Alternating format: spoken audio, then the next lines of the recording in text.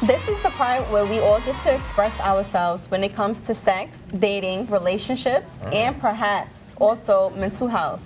For over 25 years plus, she's a nationally recognized psychotherapist, sex therapist, author, national speaker, columnist, and an experienced guest in national television and radio. Her diversity of talents and expertise ranges from hard news, story analyst, and commentary to celebrity relationships. This list goes on, so please welcome sex therapist and author of For Better or For Worse, Forever Discover the Path to Lasting Love, Beatty Cohan-Vrettos. All right. Hi, it's nice. Hi, how you doing? Hey, good to be here. Good to be here. Hi, nice to meet you. Nice to meet you too. Having you here. More Beatty, it's nice to meet you. Well, good to meet you too, David. So, well, you do this. I'm still recovering from the last segment here. Or actually, I'll just throw it off to you, Betty. Okay. What do you really think about why is it friends hate their friend's partner or spouse or whatever the case is? Look, sometimes it happens, but the partner can have a relationship with his or her friend, and hopefully that's not going to interfere and impact the primary relationship. It's a choice. It really is. My husband may not like all of my friends, but our relationship is our relationship. Right. He's not going to dictate to me who I'm going to go out with, who I'm going to like or not like, and vice versa. And hopefully we have enough, going on together where that's not going to be an issue. Right. That's true. I agree. Right? Yes. So how did it come to you being this psychotherapist, if I'm saying it correctly? You are.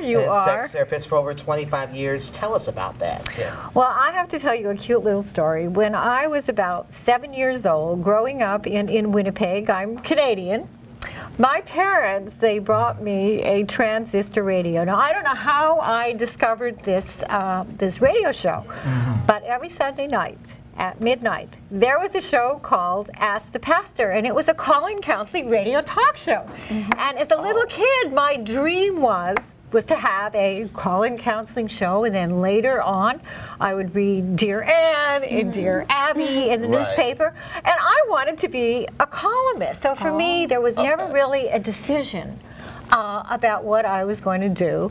And later on, of course, I went to McGill, and I have my graduate and postgraduate specialization in marriage and family therapy and sexual dysfunction. And then guess what? I have my call-in counseling radio talk shows. I write Ask Beatty. That's great. Ask Beatty columns. But the real thing is that for me, this is my passion. Right. I have a private practice here in New York City and in East Hampton, and I'm lucky that I'm able to live my passion and help people. And it's never really felt like work. Right. So I'm one of the lucky ones. Right. And the other thing too is that I've learned so much from people that I have treated over the years. I've treated people who've been incarcerated. I've treated people, from every socioeconomic group, and I think that I have learned as much, if not more, from them as they've learned, from me. So I feel I'm very grateful about all of That's this. amazing. Yes, that's amazing. It's amazing. This probably explains why I'm in a Bob Ross shirt here.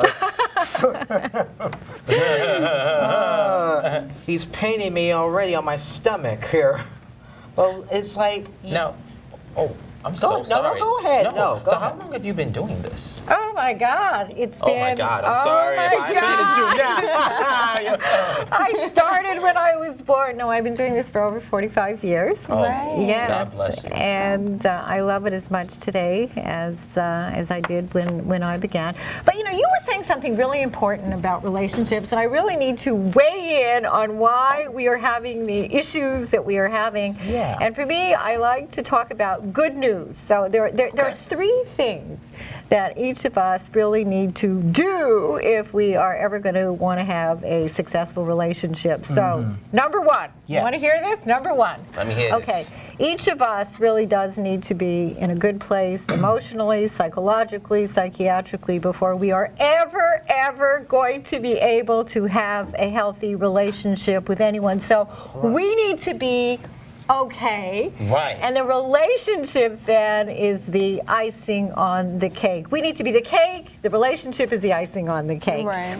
And number two, the majority of people, and it's not our fault. They have no idea whatsoever about what ingredients really go into a long-term healthy relationship. So we have a learning curve. Right. We have to be responsible. We need to be serious about learning the ingredients that go into a healthy relationship, and then we have to read my book. Right. Read your book. My book.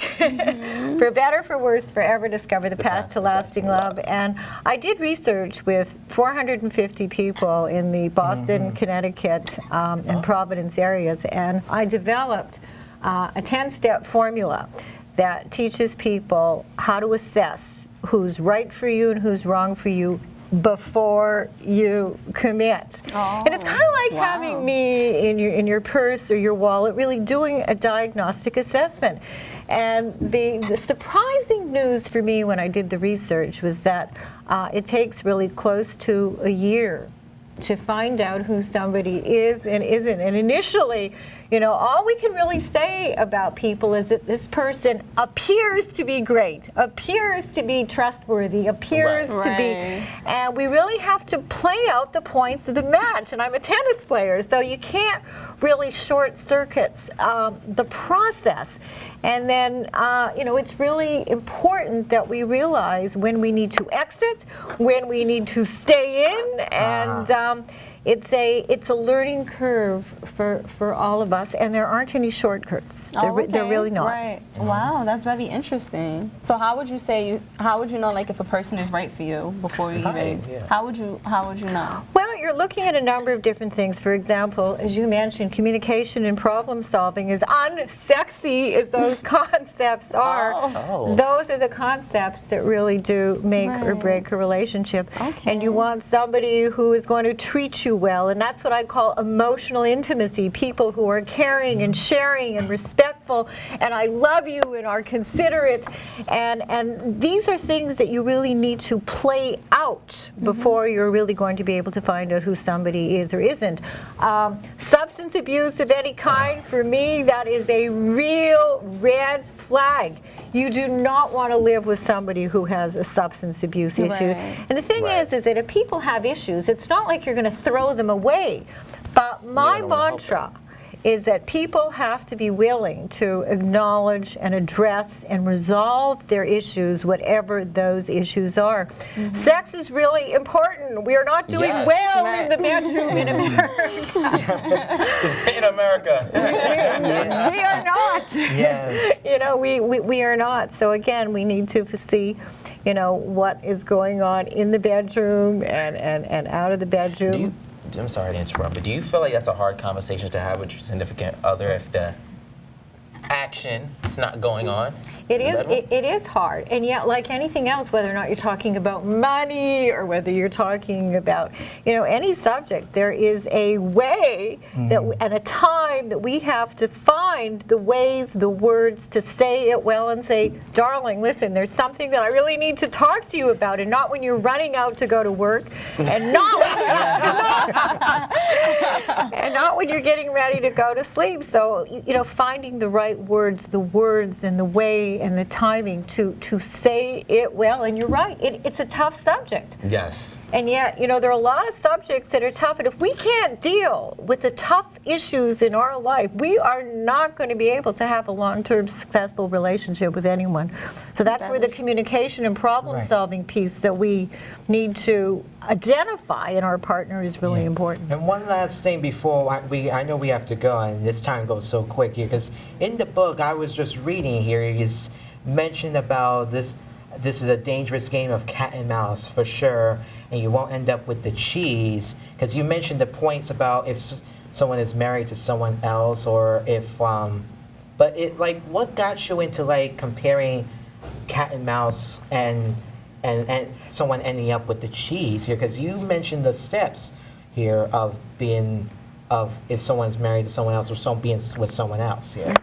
Well, I think that second marriages and third marriages can be, really, really challenging because you're dealing Yeah. with exes, you're dealing with alimony, you're Do you dealing with believe in children. second chances here? Absolutely. However, you Yes, may be that however, surprised that the divorce rate for first marriages is 50%. For second marriages, it is higher or lower? Yeah. It is 62%. Wow. And for third marriages, what do you think the statistic for divorce for third marriages is? A little higher. It's 73%. Right. Okay. So what we end up that's so high. doing, we kind of marry and we connect with the same kind of person unless we really get our own stuff together and really do accurate, good assessments and learn the ingredients that really do go into a healthy long-term relationship. Okay. Right. Wow, that's amazing. That's good to know. There you go. I wish I knew that when I started dating. But now you know it Now now, you and that's why know. you have a successful Right. relationship. Yes. I have a wonderful marriage And this is with one of Jim, the yes. reasons why you gotta come back. Right. You Well, need I to. will. You gotta come I back. will. Please do. Thank you. We'll come back. This is a good conversation, but we are like, we have to go here. Oh, that's your part, Chris. I'm sorry. It's okay, no I problem. need to shut up more before. Please do. All right, so our special thanks to Beatty Cohan-Vrettos. Her book, For Better or For Worse, Forever Discover the Path to Lasting Love, is available now, and we'll be right back.